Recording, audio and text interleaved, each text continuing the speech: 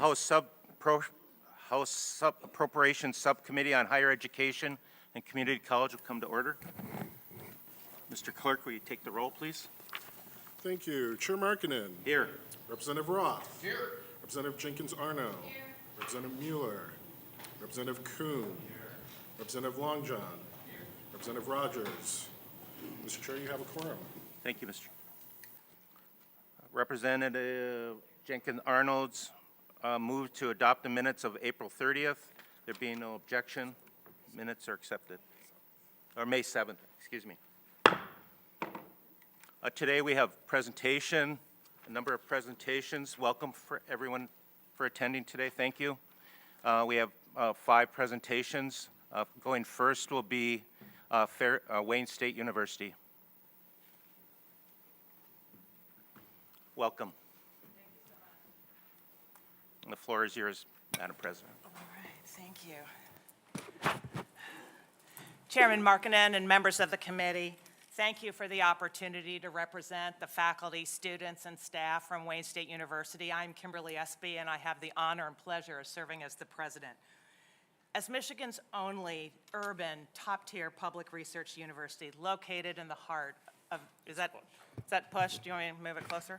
Usually my voice carries so well, I don't even need a microphone, so I will move a little bit closer because I recognize it gets tape recorded. You know, in the heart of Michigan's largest city, we serve roughly 24,000 students. 92% are from Michigan, and 42% are first generation in their family to go to college and then to earn their degree. Wayne State is fundamentally focused on being an engine of opportunity that fuels prosperity for our communities. The rare combination of an institution that both welcomes, supports, and succeeds talented and motivated students from all backgrounds, and one that drives economic development through innovative research and development from our expert faculty and staff. Wayne State's R&D activity totaled about $290 million last year, an increase of over 17% compared to our urban top-tier peers. This upward momentum reflects the quality and the relevance of the work by our faculty, who are pursuing discovery truly embedded in our communities. Wayne State University researchers focus directly on matters that matter to Michigan communities, addressing the most urgent and pressing challenges in the health sciences, sustainable environments, advanced manufacturing and semiconductors, and artificial intelligence. From clean water solutions to maternal and infant health, cancer disparities to robotics, our faculty translate knowledge into real-world impact. The research we do doesn't just sit on shelves. It's translated into new medicines, new technologies, and new devices. It's commercialized in new startups that form the future of Michigan business. It informs public policy, and fundamentally, it transforms lives. In this dynamic environment, a growing number of students and families are choosing Wayne State. That's reflected in our rising enrollments since I joined the university in 2023. Last fall, for example, we welcomed 6,900 new students, marking a 5.5% increase over the last year. Now, our students come to Wayne State seeking to gain the knowledge, the competencies, and the experiences to succeed in the 21st century economy. With approximately 375 undergraduate, postgraduate, graduate, and certificate programs across our 13 schools and colleges, Wayne State is proud to offer an outstanding educational experience. We were recently named a top public university by U.S. News and World Report in the top 100 of their best college rankings this last year. And our strong academic programs are aligned with the evolving needs of Michigan's largest employers, as more than 40% of our degrees awarded in the last 2 years are in science, technology, engineering, math, and healthcare disciplines.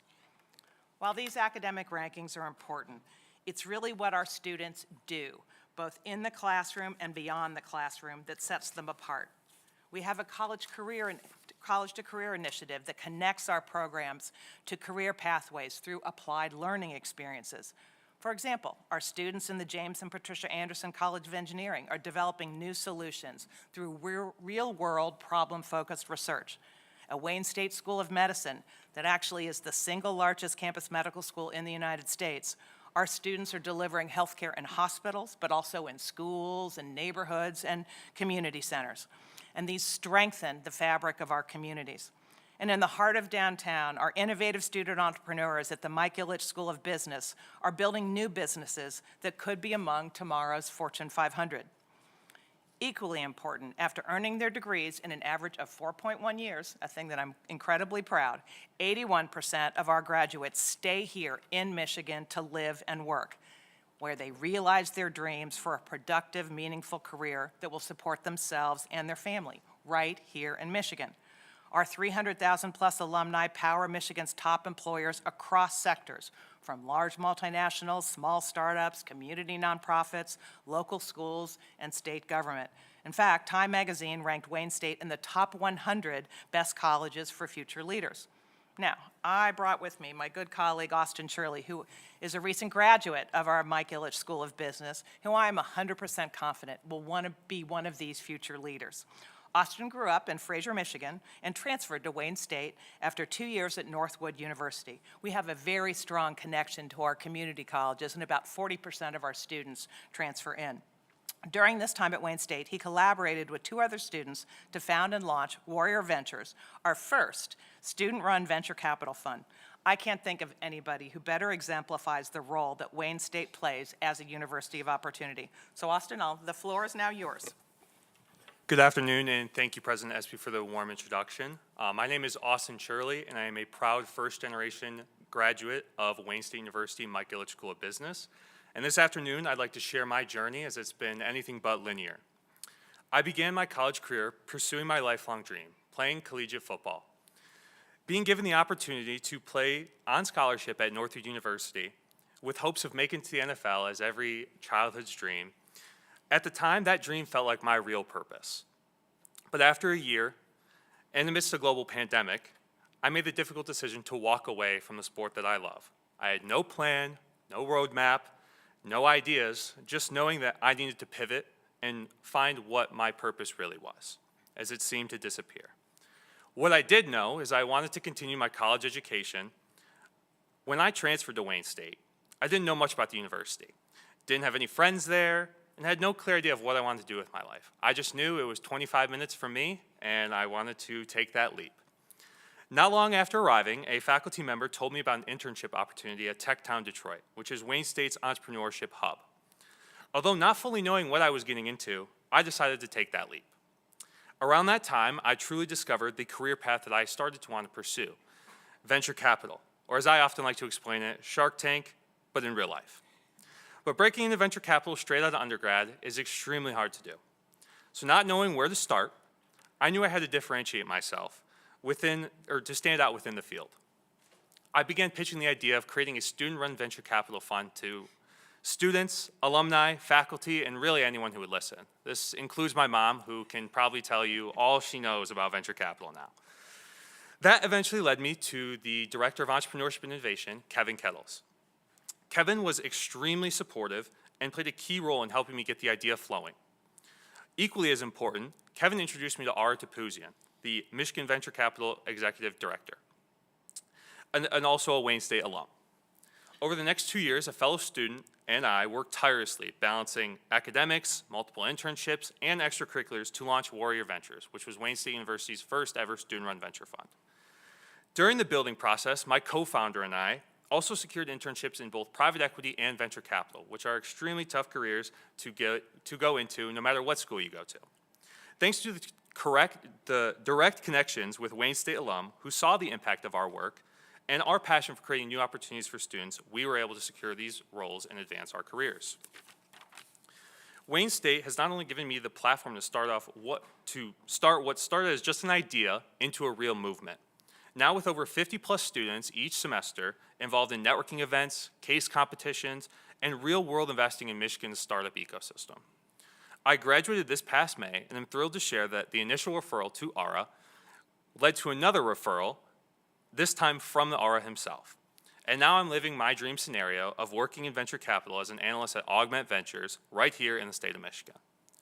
In closing, as someone who once struggled to find their purpose after making a major life pivot, I can confidently say that the opportunities that I found and created at Wayne State helped me uncover a deeper sense of purpose.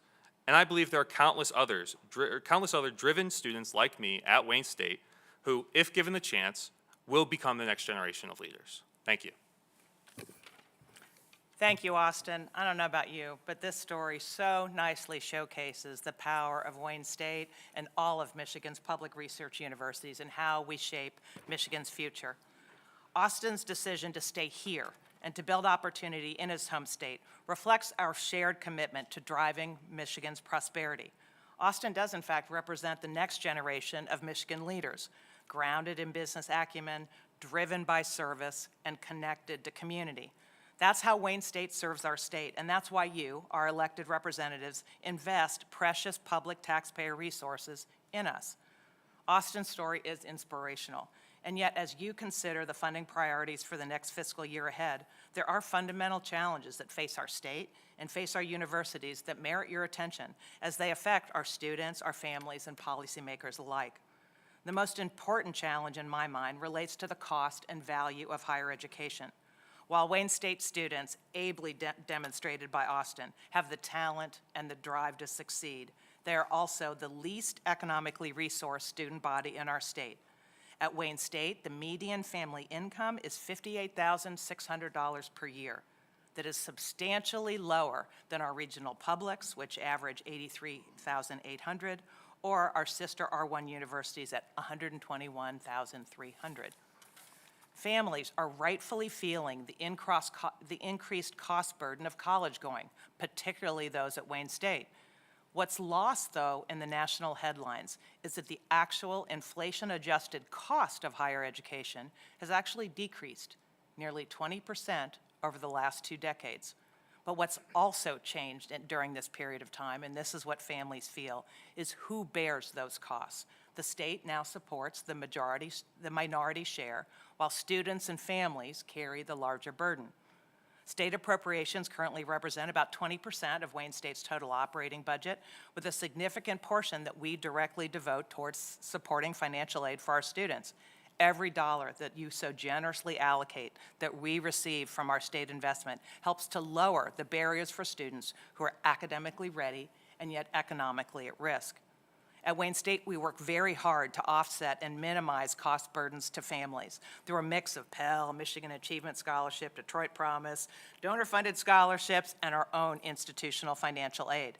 In this way, 6 out of every 10 of our incoming students pay no tuition or fees right now at Wayne State. And furthermore, less than half have to take out loans. And our average loan debt is lower than the national average, currently sitting at about $24,000, which results in a payment of about $225 a month, much less than the new cars that are rolling off the GM and Ford assembly lines. Now, Wayne State is grateful, of course, for the state resources invested in our operations. They are game changers. And when you think about it, the income premium that accrues to our students, $33,000 per year in Michigan, 5 years post-graduation, the return on our investment to our state is quite clear. Our students cannot afford not to go to college and earn their degree. Now, the academic experience is supported by more things than just operations. Austin was fortunate to be studying in one of our newer buildings. However, the core of our campus includes many historic buildings that house our academic programs, our classrooms. Preventative facility maintenance and upgrades is an important part of our learning environment, as important as the great faculty that our students experience. We are very grateful for the legislators' support of our items funding. That's a welcome step. At the same time, many states around us have a regular program independent of capital outlay that helps us address in a strategic fashion the ongoing needs for vital facility renewal, for technology upgrades, that many of our students, they have better facilities in their high school than they do at some of our public universities. Fundamentally, taking care of these public assets that you all have helped us to build is an important part of that learning environment. So let's take a minute and just reaffirm what's at stake. Wayne State and other universities of higher learning here deliver real outcomes for real students, starting right here in Michigan.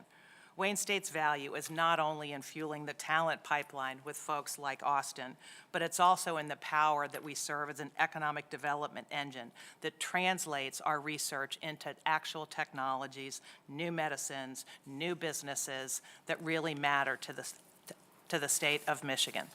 We still have more work to do at Wayne State to best serve our city and our region and our nation. During the past decade, we've more than doubled our 6-year graduation rates to now achieving national benchmarks, improving on a rate that, quite frankly, was unacceptable. Now we're on to the next level of student success by using precision, targeted strategies that meet each and every one of our students where they are. We don't serve learners that have a lot of obvious advantages. Our students work full-time, for example, while taking a full-time course load. Others are caring for their families at home while they earn their degrees. There are many more who are returning from military service. Our ultimate goal, and that serves us and serves our state, is that each and every one of these students succeeds in earning their degree and thereby unlocking their bright future. But it takes time, it takes commitment, and it takes support. And we believe that when Wayne State thrives, Michigan thrives, and we're certainly committed to doing our part, and we're proud to do it. And thank you all for your partnership in our state's prosperity. Thank you. Thank you, Madam President and Austin, for your presentation. We have one question. Representative Rogers? Thank you, Chair. My question is the same I've asked all the other groups. You've probably heard it before. Can you outline how much money from the federal government in the form of grants that you have either had frozen or clawed back to date? And if you don't have that at your fingertips, that's understandable. You can get back through the chair. Sure. I am happy to provide that estimate, recognizing that today it's now what it is now, and then in the future, so it may look different a week from now, right? We've had roughly, I think, 32 to 33 grants that have been canceled or terminated. That's resulted in a net value of $17 million at Wayne State. At Wayne State, our research is primarily, about 80% of it comes from the National Institutes of Health. So these terminations have real impacts with respect to not only the current work, the number of students that we support, the number of employees, the number of goods that we purchase from Michigan business, but it also supports and will slow the advances that we talked about. New medicines takes about 20 years to go from an idea of a pathway to an actual medicine that you might see at your pharmacy. New technologies and devices, imaging and things like that, that are being affected by these cuts. So thank you very much for that question. Thank you. Seeing no other questions, thank you very much. Thank you all very much. Yeah, It's a thank real you, pleasure. thank you. Thank you, Austin. Next up will be Michigan Technological University.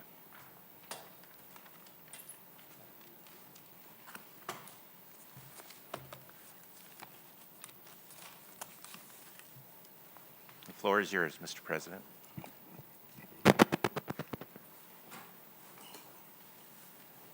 Good afternoon, Chair Markeden, Vice Chair Roth, Minority Chair Longjohn, and members of the committee. Thank you for the opportunity to speak on behalf of Michigan Technological University. Michigan Tech was founded with a clear charge from the legislature to provide a means for Michigan residents to acquire knowledge that advances industry. That mission has guided us for over 140 years and remains the compass by which we educate students, conduct our research, and serve the state. In fulfilling this mission, Michigan Tech continues to exceed expectations across multiple performance metrics. External research awards to Michigan Tech faculty have increased 18% over this time last year, representing a 112% increase since 2018. Of note, 36% of our research is from the defense industry. These research investments need more than advanced knowledge, they fuel the local and regional economies as well. With research expenditures surpassing $100 million last year, Michigan Tech continues to build our legacy of innovation and growth.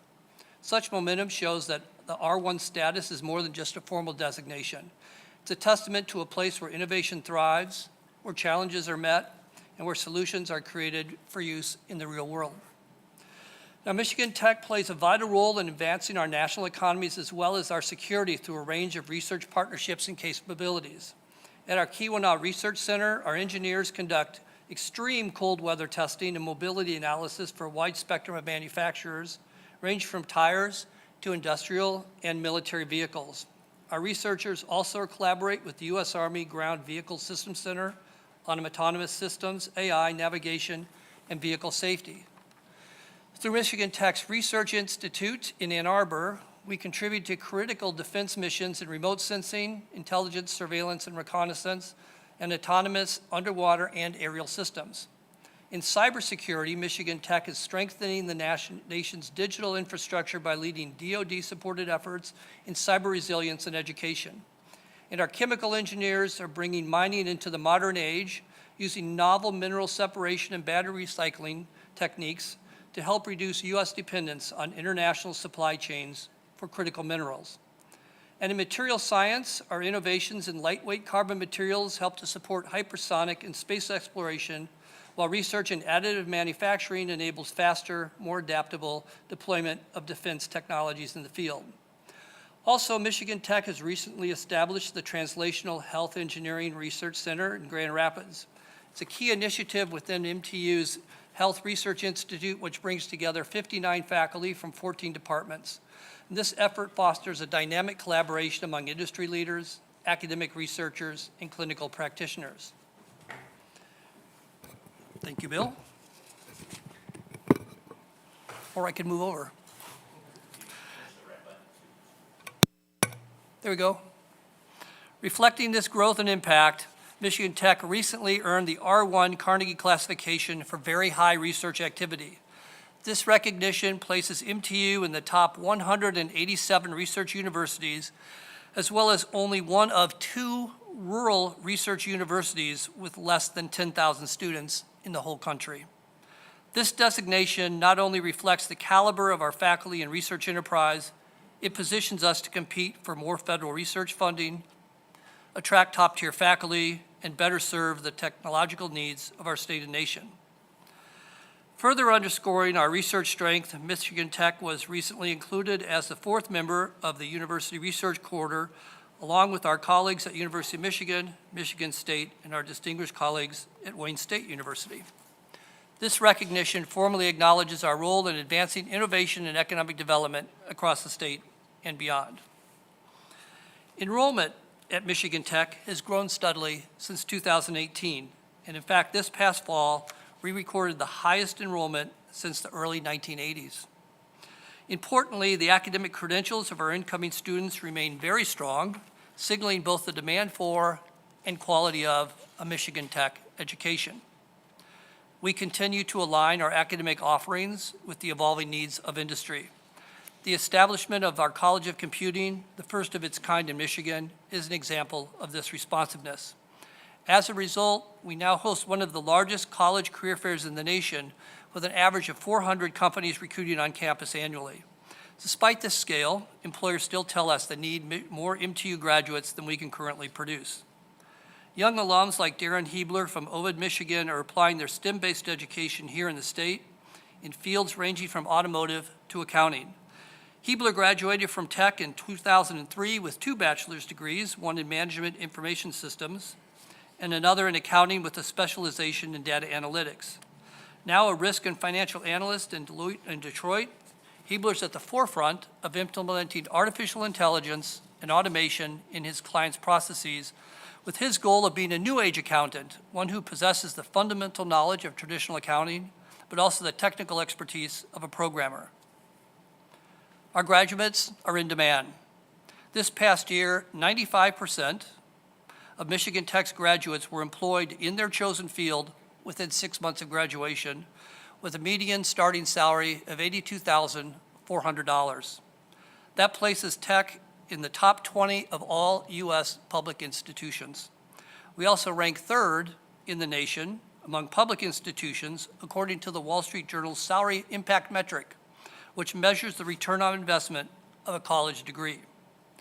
This return is especially meaningful for our first generation and low-income students. 1 in 5 Michigan Tech students receive a Pell Grant, typically awarded to students from the lowest income quartile. Upon graduation, these students move to the 50th percentile of income earners nationwide, and by mid-career, they earn in the top income quartile, arguably leaders in their communities. That is a powerful story of upward social mobility. We're equally committed to fostering a safe and inclusive campus. Michigan Tech consistently ranks as one of the safest college campuses in the nation. We are also one of 73 campuses nationwide with a green light rating for policies that protect free speech, underscoring our dedication to civil discourse and intellectual freedom. Just last month, I had the privilege of standing on the stage at our spring commencement, watching the graduates cross to the next chapter of their lives. There's no better reminder of our mission then seeing our students fully equipped with their knowledge, skills, and confidence they need to head out into the world and build successful careers, contributing as engaged citizens and defining the future. So today I've shared the successes of Michigan Tech, our faculty, staff, and most importantly, our students. But I would be remiss if I did not address what sometimes goes unsaid about the 15 public universities in Michigan. And I do emphasize that we are public universities.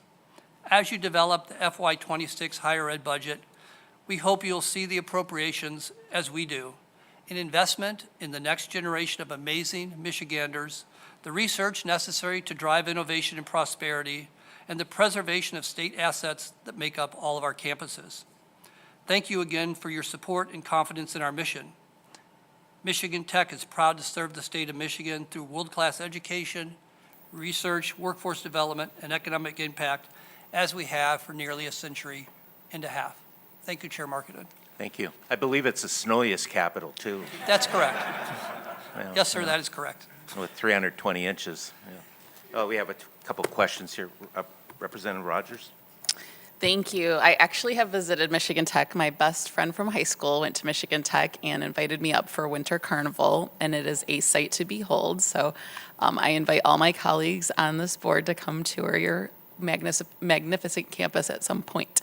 I have the same question, and congratulations for your R1 classification. That is a huge feather in your cap. So congratulations for all the work that has gone into that. Could you outline, or could you get back to us through the chair, how much federal grant dollars you have had impacted or frozen at your institution? Yeah, the answer for us is 3%. 3%, so about 120 million. 3% of that right now has been canceled or frozen. Thank you. At this Representative current time, Roth? at this current moment. Oh, I'm sorry. Thank you, Mr. Chair. Appreciate your testimony today. You're one of the safest places because you can't get through 8 feet of snow to get any problem. But I'm kidding. I love the area, obviously. Could you explain how you get to the R1 designation? Is that a process over a period of time? Is it a certain thing you're doing at the college that promotes you to the R1? Or, I mean, how exactly does that work? Yes, I'd be delighted to explain that. So Carnegie classification rates universities based on their research productivity, R1, R2, and then there's other designations as well. We had previously been R2, with R1 being the most aggressive. They recently modified some of their criteria for determining R1 or R2 to recognize schools like ours, which are deep but not necessarily broad. So in the past, you had to have a broad portfolio of research, even if you're very good at a particular area such as we are at STEM. So under this change, schools that were focused in STEM and those particularly oriented toward healthcare, too deep but not necessarily broad institutions, became part of the R1 as well. Having said that, you still need to graduate 70 PhDs a year and have 70 PhDs and have research at that level as well. So it's a function of your research and your PhDs at this point. Thank you. Appreciate that. Thank you, Mr. Chair. Thank you, Mr. President. Thank Thank you for your presentation. Next up, Western Michigan University.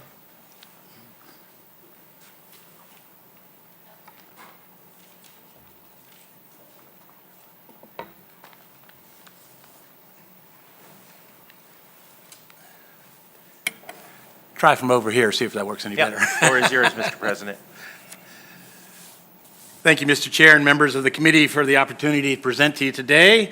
I'd like to recognize two Broncos who are members of your delegation here, Representative Longjohn and Rogers. They are longtime supporters of our campus, and as is Speaker Hall, and all ardent Bronco supporters, and we can't thank them enough for their support. And our hockey team, which we'll talk about later. Thank you very much. It's an honor to speak to you today one last time. This is my 8th year at Western. I'm retiring in about 6 weeks, or I can count the days for you, but I won't go into that. And so I'd like to take this last opportunity to share some points of pride about our institution and some of the things that I think that make Western distinct. I'm proud that this institution plays a vital role in fueling our state's future by preparing career-ready graduates with exceptional experience-driven education, serving as the top net importer of talent to Michigan, and driving innovation and economic development in our region. This foundation enables WMU to prepare leaders of tomorrow to succeed in their chosen professions. And joining us today in this room are two wonderful exemplars. Zoe Rogers, who's a BA in 22 in political science, and Jacob Boyer, BA in 2019 in political science. Zoe is one of the outstanding Broncos who took the skills and experience gained while studying at WMU and secured postgraduate employment right here in Lansing. While at WMU, she completed 3 internships, including one through the WMU's Capital Interns Program in Senator Sean McCann's office, where she was hired full-time immediately upon graduation and now oversees the office's interns. Just as impressive, Jacob is also a WMU Capital intern who secured employment after graduating at Western and now serves as legislative director for Representative Outman. Their success and passion for Western are perfect examples of the value that we provide our students as an education leading to meaningful careers, pursuits, and fulfilling lifetime experiences. We're also excited to see their success and the success of numerous Broncos working in their state legislature and in our nation's capital. Zoe and Jacob's achievements, as well as those of 250,000 other WMU alum, reflect WMU's mission, so that all may learn. Our commitment to student success is also matched by the strength of our research efforts and the role we play as a major economic presence in Western Michigan, as one of the largest employers in our region and generating more than $1 billion in economic activity each year. We are the only major research institution in West Michigan at this side of the state, and we stand on the cusp of also attaining R1 status, having got over $60 million in external grants this year and generated 36 faculty and student patents alone this year. The university is positioning itself as a leader in critical research areas, including carbon capture, EV battery development, concussion prevention, PFAS mitigation, and artificial intelligence, advancing both technological innovation and teaching and learning needed to prepare students and workers for both today and the future. We see the same commitment to excellence in our annual career outcomes report, which surveys our new graduates. Like Zoe and Jacob, WMU graduates our students get an exceptional return on their investment. We say 9 in 10, but it's actually more than 9 in 10 of our graduates are employed quickly. More than 9 in 10 of them are employed in their field of study, and more than 10 of them like the jobs that they're at. That 9999.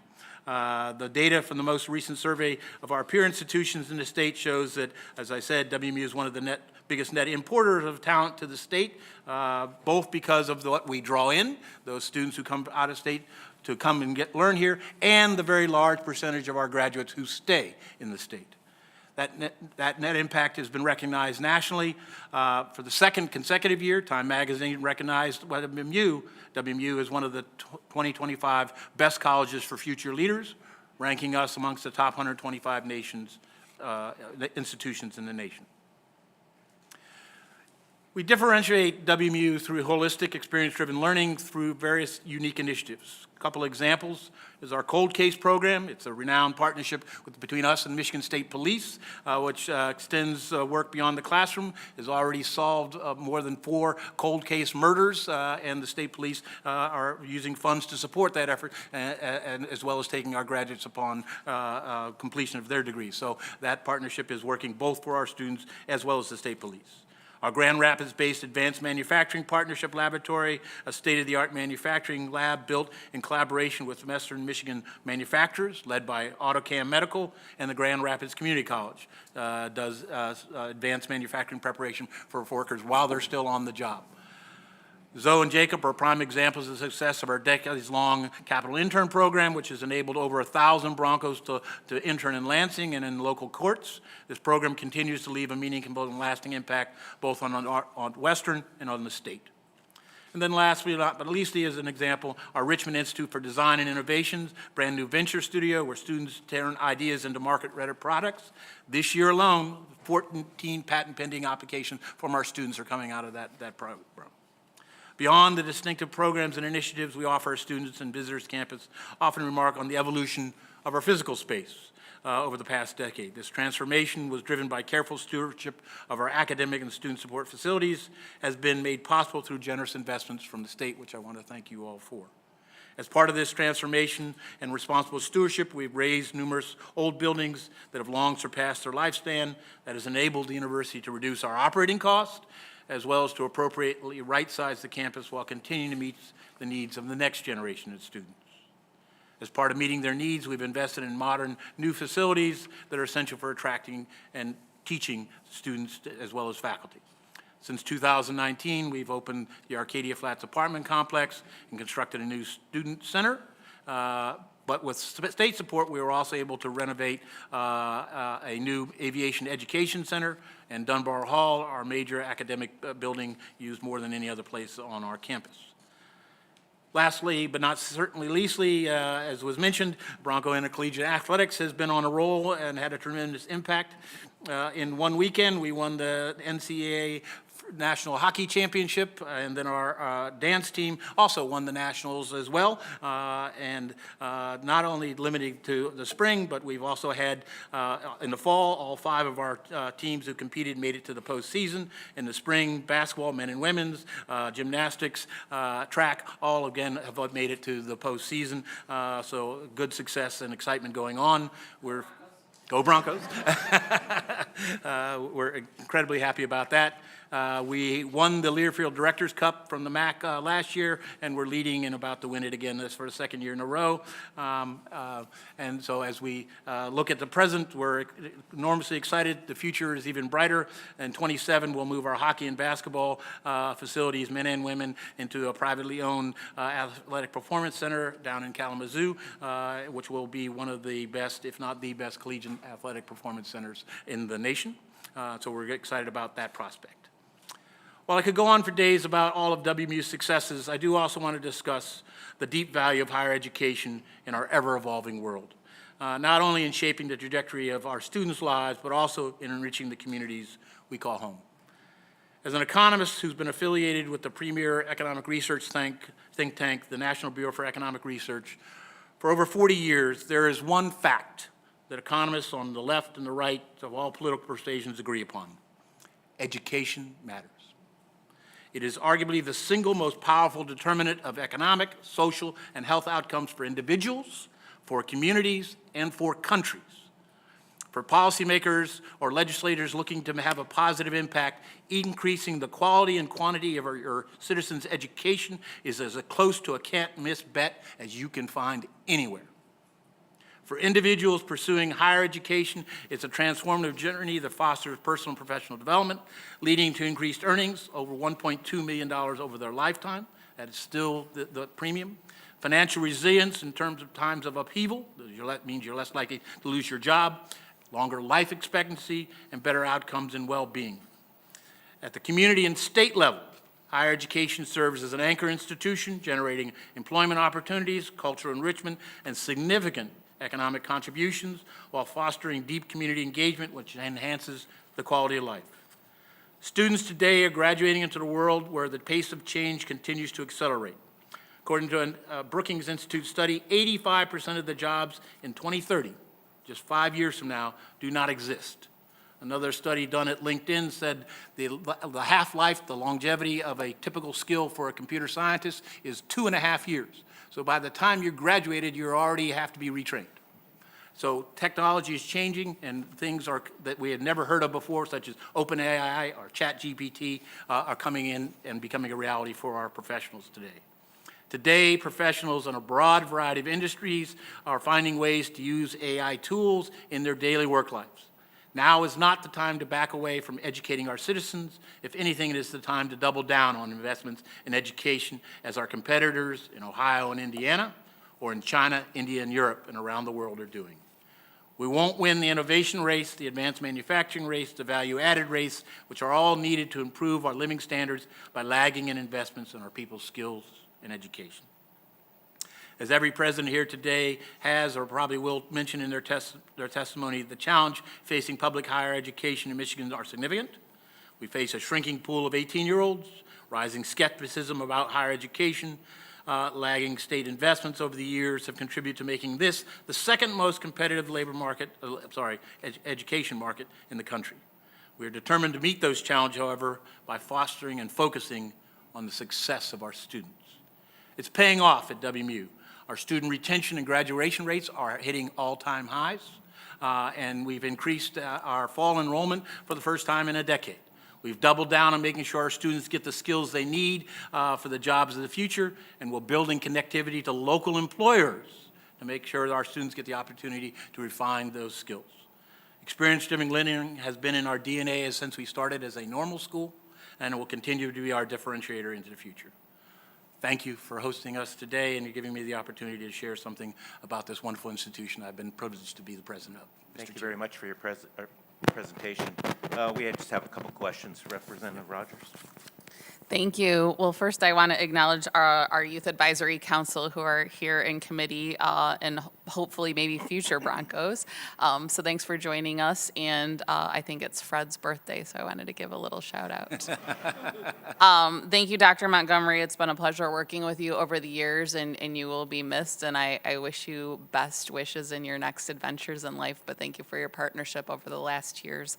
My question for you is the same as the other institutions. Could you outline how much grant funding has been either frozen or clawed back by the federal government to Western Michigan University? So I'll get you the precise numbers, because obviously as it changes with the day, the last figures I saw were somewhere between $8 and $9 million has been lost. But again, I'll get you the more precise estimates. Those are the grants that have been canceled. Thank you. Representative Long John. Thank you, Chair. I just wanted to add my congratulations to my fellow representative. Your time and investment in our community, we're grateful for it, and congratulate you again on an incredible career. Look forward to seeing the seeds that you planted bear fruit as well. Thank you for your service to Kalamazoo. Thank you very much. Representative Roth. Thank you, Mr. Chair. Heard some cuts, but I also heard a pretty good-sized grant, if I did not hear that. I actually want to dive into the aviation portion. Is the aviation, are you still seeing a good number of people signing up for aviation? Hope so. Obviously, we have an issue with pilots and getting them out there. I think the good Representative Markkinen would like to see one apply at the state. Maybe help them two or out. three. Or two or three. But are you still seeing a good enrollment in aviation and Yes, you're graduating them out? Yeah, absolutely. You are competing a little bit with my hometown in northwestern I Michigan. appreciate it. The aviation field is booming. Demand for the flight science part of our program is in some sense oversubscribed. We could handle more students in that program. Obviously, cost planes and things like that, very capital intensive. But yes, aviation is a very growing program. We are ranked one of the top 6 in the world, and so we're enormously proud of that program, and we look forward to continue having a robust program at Western. Good to hear. Thank you. Thank you, sir. And congratulations. And good luck on your career and your retirement, and Huskies. No, it's, that was one of the most exciting hockey games I've watched in a long time, and it's good. I think we're almost tied with Minnesota now with the most national championships for Michigan versus Minnesota and Wisconsin. So it was wonderful looking up at the national championships to see all the banners of the schools had won, and Michigan Tech and Lake were up there. So like we're joining the club. So we are. We're very proud Thank of you. that. So good luck in your retirement. Next up is Ferris State University.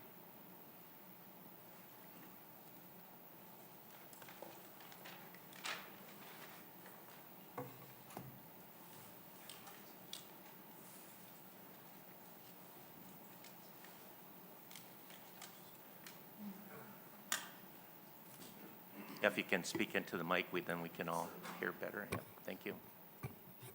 And the floor is yours, Mr. President. Great. Yeah. Thank you, Mr. Chair. Good morning or good afternoon at this point. It is an honor to be here. I'm Bill Pink. I'm honored to serve as president of Ferris State University in Big Rapids, Michigan. And I'm also honored to serve in this way in testimony with several of my colleagues from across the state. It's an honor to be able to share microphones with such good people, and I'm grateful for that. Ferris State University, as many of you may know, Ferris State in this year celebrating 140 years of Ferris State, going back to our founder Woodbridge Ferris back in 1884, who founded that Big Rapids Institute that eventually became the Ferris Institute, and then several iterations later, here we are, Ferris State University, 140 years later. But still doing the same thing that our founder, Woodbridge Ferris, whose face and image is in this building, as a former governor, as a former senator, as a candidate for president.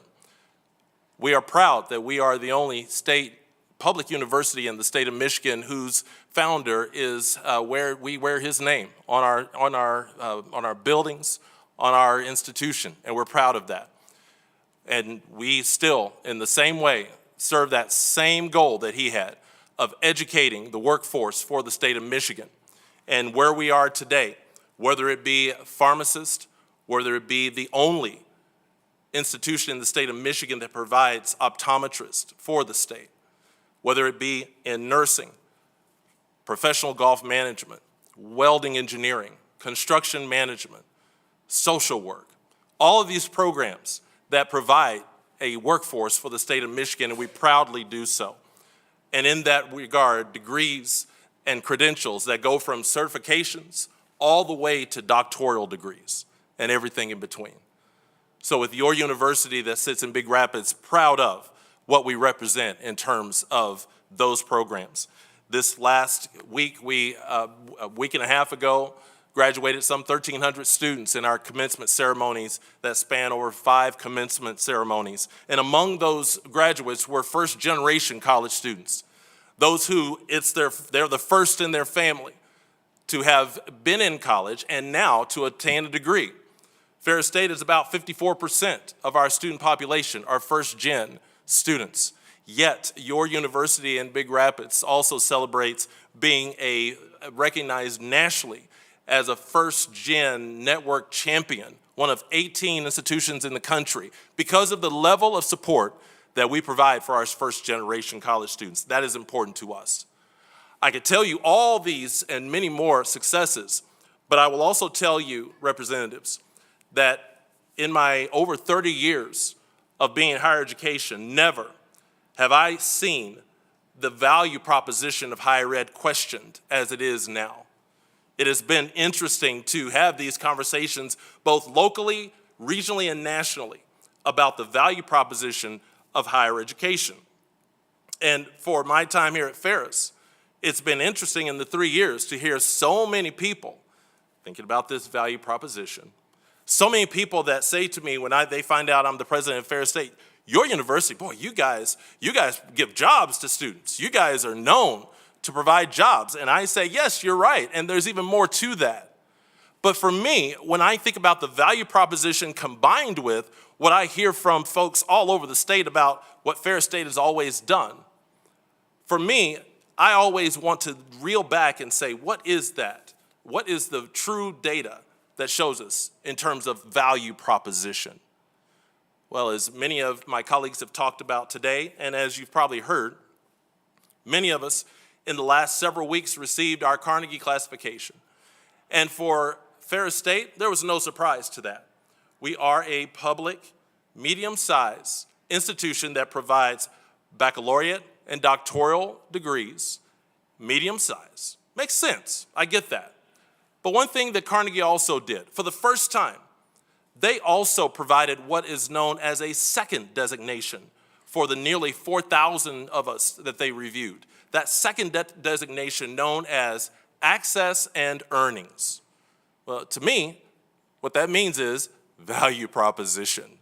Access and earnings. So access, how easy or hard is it for someone to get into your institution? Get that, all right? What is that? What do those requirements look like? What is admission criteria? But the other side of that, earnings. What Carnegie goes toward now is saying, so when they're done with your institution, what happens then? What kind of earnings do they make? What does that look like in terms of life going forward? Well, with those rankings, there's one of 6 categories that you can be in. The lowest, low access, low earnings. Friends, I never want to be in the low access, low earnings category. Yet 51 of our institutions of the nearly 4,000 across the country rated as low access, low earnings.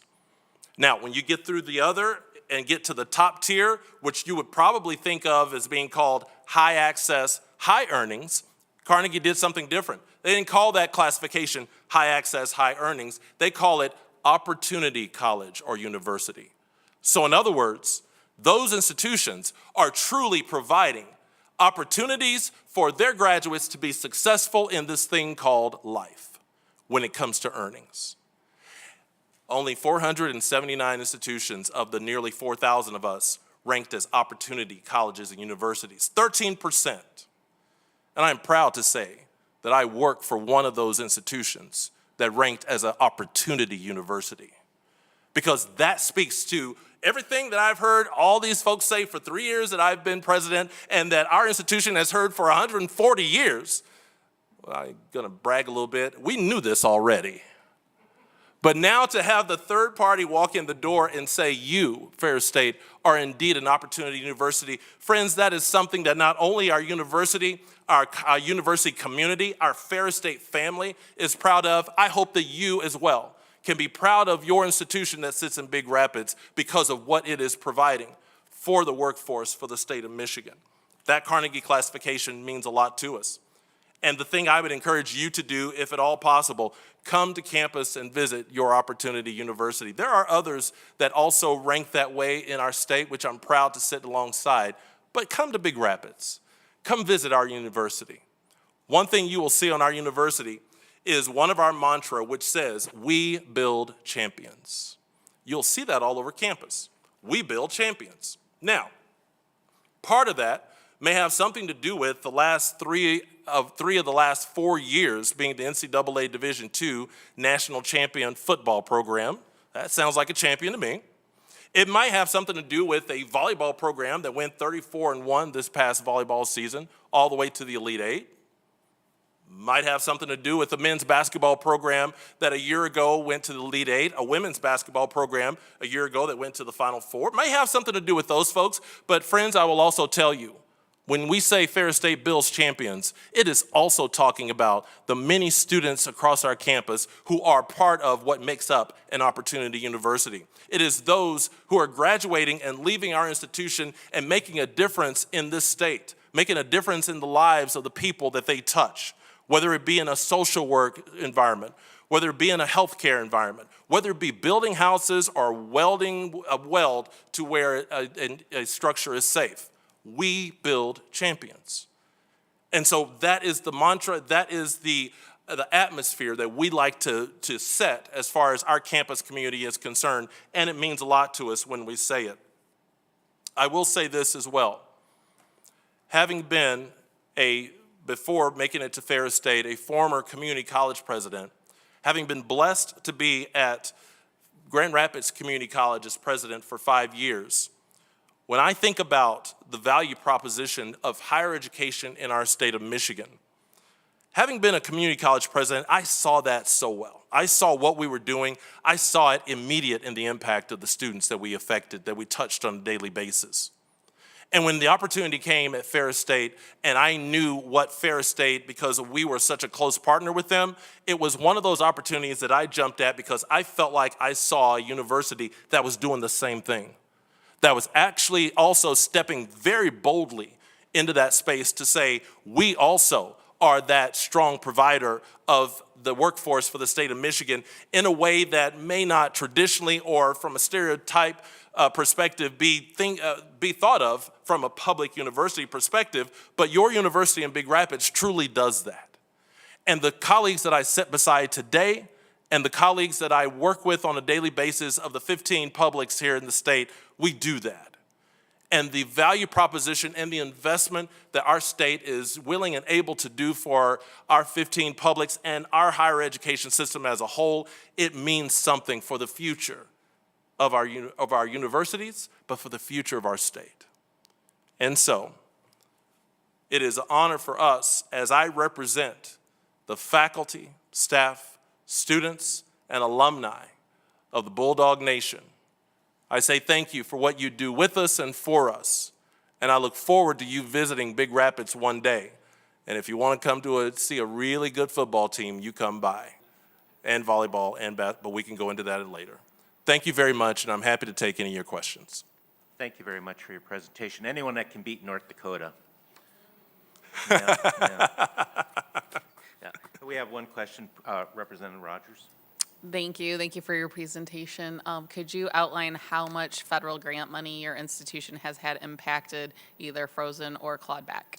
Thank you, Representative. We can get you some numbers if needed, but I will tell you that those numbers for our campus, because of how much we do on just the other end of things and take advantage of many of our state funding opportunities as well as philanthropic, our number is very minimal from what I've already seen, but we can get you that information as far as those specifics. Would be happy to do that for you, Representative.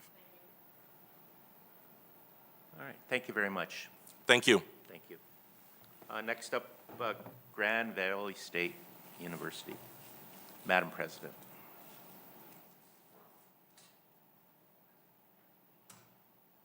The floor Good is morning, yours. everyone. Good morning. Good morning. Thank you for the time and the opportunity to be before you and for listening to the voices of your university presidents and my colleagues. Thank you for representing our sector so well. You have in front of you a one-pager that provides a description of the university in brief, its economic impact, and where we stand in terms of our state funding. And I want to call your attention to that. I want to provide just some basic information about the university. I think probably most of you know us, but we are a young university founded in 1960 at really the movement inside of the Grand Rapids community to have a regional public university as a part of the economic engine. And we have always embraced the intersection between learning and talent production and the economic development we can do for our state and our region. We are now more than 22,000 students. We are the third largest university in Michigan, fastest growing. We have 150 degrees, and now we've hit, with this last commencement, 150,000 alumni.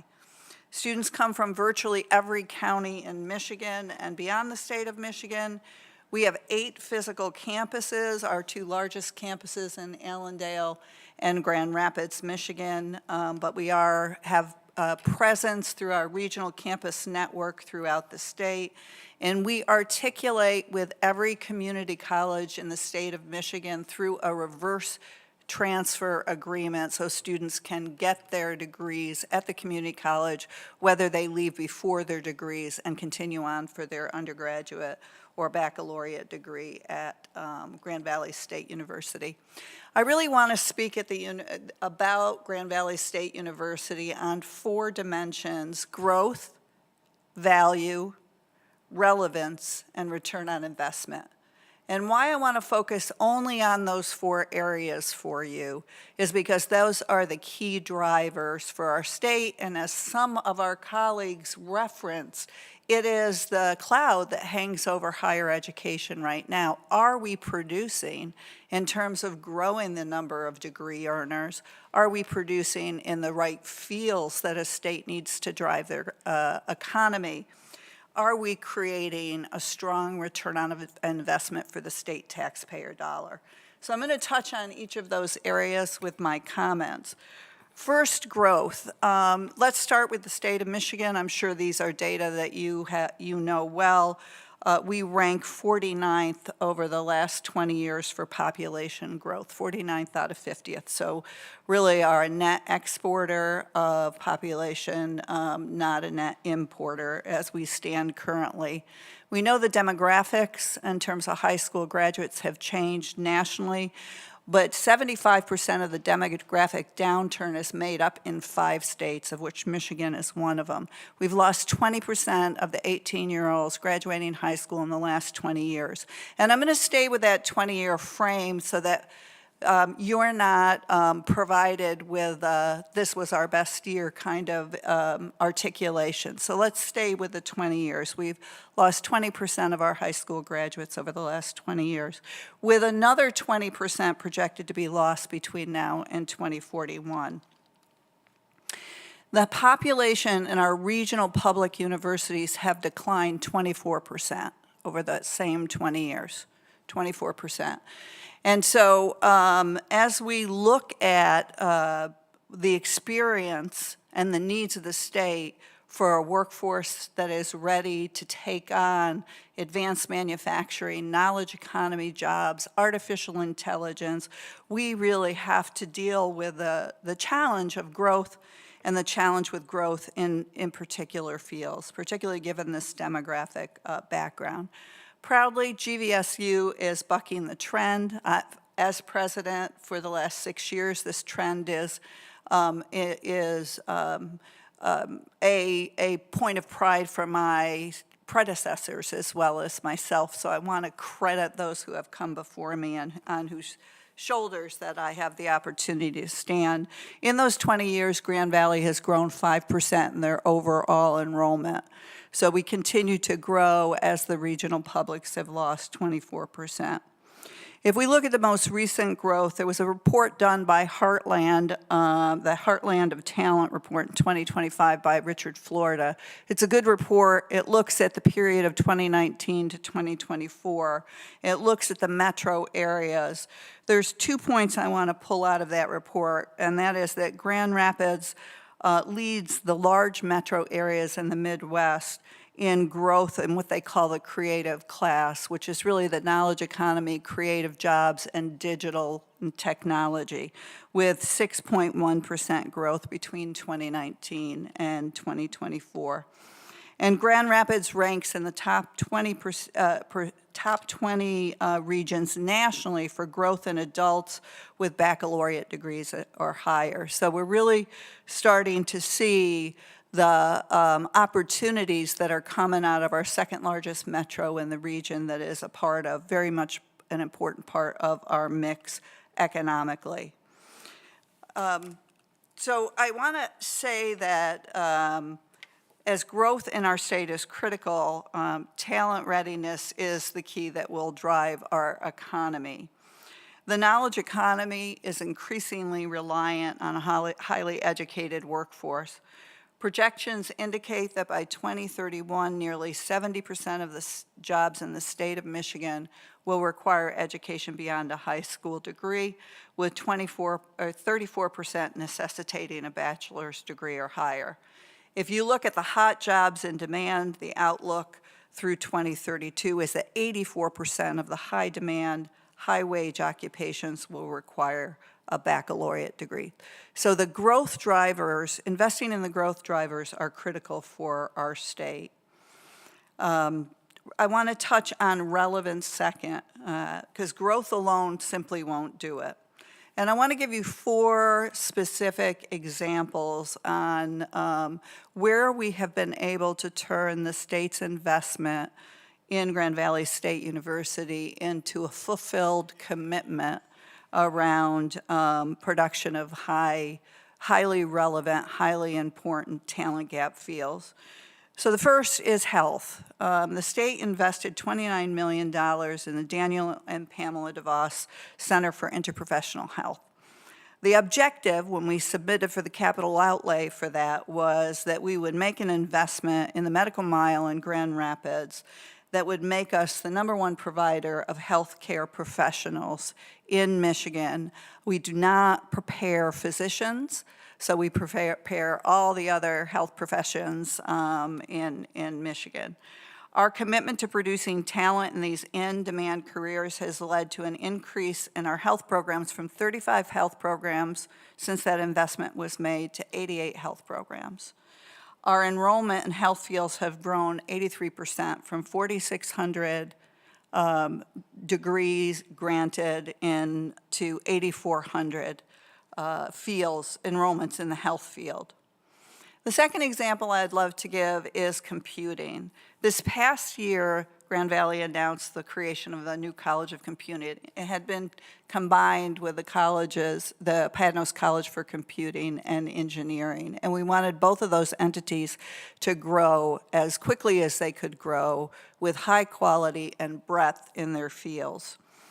Since the college was founded 1 year ago, we've introduced 6 new degrees within 1 year. We've doubled the academic portfolio of the college through a series of badges, certificates, high-demand skills certificates to support really everybody in our workforce and all of our students. All of that was built starting with our industry partners. We didn't put a single course degree, certificate, badge into the academic approval process until we started with interviewing our companies. We interviewed over 400 industry partners in order to shape degrees in artificial intelligence, software engineering, human-centered computing and design. The third example I'd like to offer is the commitment we've made to have 100% of our degree programs embed co-op, internships, undergraduate research, the kinds of activities that allow students to practice, build their network within the state of Michigan, and deepen their learning. Where today we sit, when we made that commitment in 2019, we were at 50% of our students. Many of our clinical fields, engineering, had those kinds of experiences. We've now built that across the curriculum, and we're at nearly 80% of our programs that embed co-op, experiential learning, internships, and we are committed to getting to 100%. And the fourth area I'd like to really expand on, last year we introduced something called GVSU Omni. And GVSU Omni was a commitment to do what we're doing in Grand Rapids across the state, and in particular to serve those location-bound learners that do not have ready access to a Michigan brand university at an upper division level. We have a lot of higher education deserts where we do not have an upper division partner to our community colleges, and we haven't customized the academic program portfolio for that regional economy. So we are taking our undergraduate online degree programs, we are taking our certificates, we are customizing that portfolio for regions. We are partnering with the community colleges so that that community college can extend their education with a 4-year regional partner in their community for those that can't go away to school because they have work commitments or they have family commitments in that region. So those are 4 examples of how we're really focused on the relevance in our state and being sure we're an economic engine as well as a good learning option for our students and families. The third area I want to comment on is value. We provide a dynamic, a safe, a relevant education at a great value. We've made a commitment as an institution to keep our price point in the bottom quarter of tuition fees, room and board of all our Michigan public universities. That's a really hard commitment for us because our funding coming from the state is also in the bottom quarter. But nevertheless, we don't feel the right thing to do is to pass on that cost at a higher level to our citizens of the state. So we are keeping that commitment, and we are moving most of what we get from the state of Michigan as an allocation into our general fund, right back out to support our students in their cost of education, as well as keeping that price point for all our students low. We have also dedicated ourselves to minimizing student debt levels. 44% in 2024 of our graduates had no debt, 44%. Student loan debt among graduates dropped from 69% in 2015 to 56% in 2024. Again, that's sort of counter trend where most institutions' debt has gone up during that period, which symbolizes our work to keep debt in control. The average debt for our students is $19,000 for those with loans, not counting those with zero. For those who have borrowed, is $19,544 is their average cumulative debt, which is far below the national average of $30,000. So we do believe at price point in the lowest quarter, debt well below the average, and value in terms of highly relevant degrees embedded with experience, we have a great equation for our families and for our state and for our businesses. Lastly, I want to take a few minutes to comment on return on investment for our state. You can see from the report we have an annual impact on our state of $2.3 billion. For every $1 of state funding, GVSU returns $22.55 to the Michigan economy. 86% of our graduates stay in Michigan and are employed in Michigan. In 2023, the Upjohn did a study that was based on for every $100,000 invested in a public university, what is the return in terms of number of graduates? Grand Valley was at the top of that list with 6.1 graduates per $100,000 invested, and it was in the top 1% nationally for return on investment for state taxpayers' dollars. We serve the entire state, and we serve the entire state well. I want to leave you with one thought and one consideration, one ask.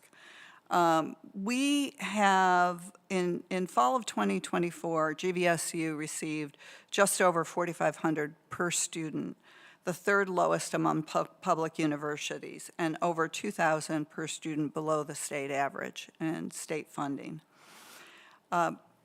The consideration that I would ask of you is that whereas I think you have to consider so many things, you have to consider our flagships, you have to consider the research agenda, where is the considerations in the current funding model in terms of growth, in terms of relevance, in terms of return on investment performance, within the way in which we look at funding state?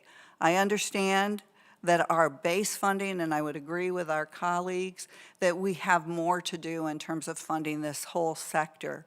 But I would also argue that growth and the sort of base condition has to be a part of the considerations going forward as we look at increments to universities.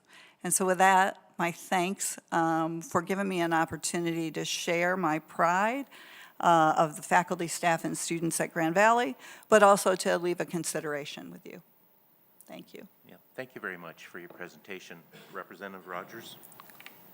Thank you. Thank you for sharing. I have the same question for you as everyone else. Can you outline how much grant funding from the federal government you have had frozen or clawed back? Yeah, we've had about $3 million, and with the early grants that have almost run their course, the institution has stepped in to sort of safety net some of that.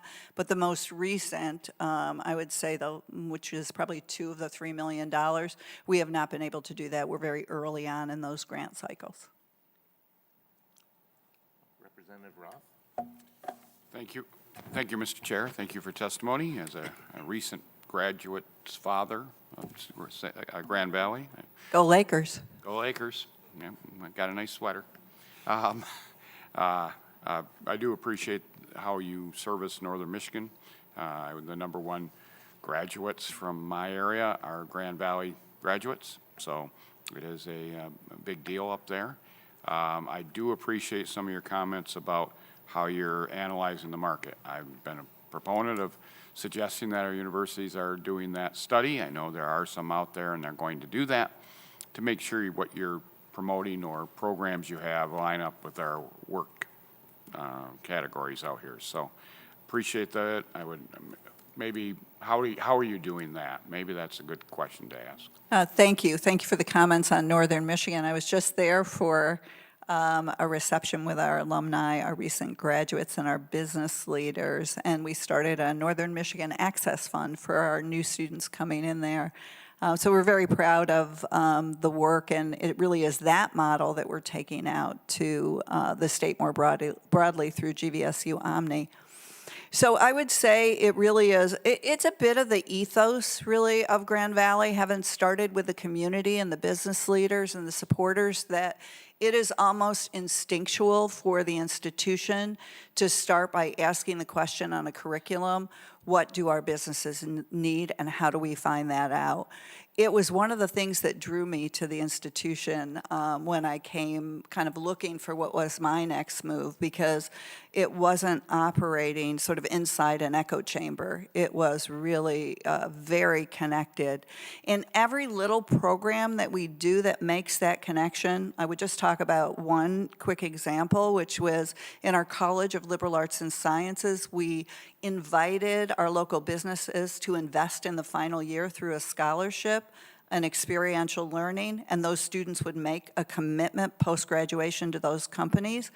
And we would embed a career-ready certificate in that program inside the College of Liberal Arts and Sciences. And I would say, you know, for some of our faculty that hadn't leaned into that before, they were so enriched by the experience of hearing that all the skills that we teach in liberal arts and sciences, critical thinking, cultural competency, were enriched even further if they had a career-ready certificate to be a companion with that. So we look for every opportunity to kind of continue to make that who we are, and you know, love to share that with others, because I think it's critically important not to work in an echo chamber. Thank you. Well, thank you very much for your presentation today. Thank you. Appreciate it. Yep. No further business in front of this committee. We are adjourned.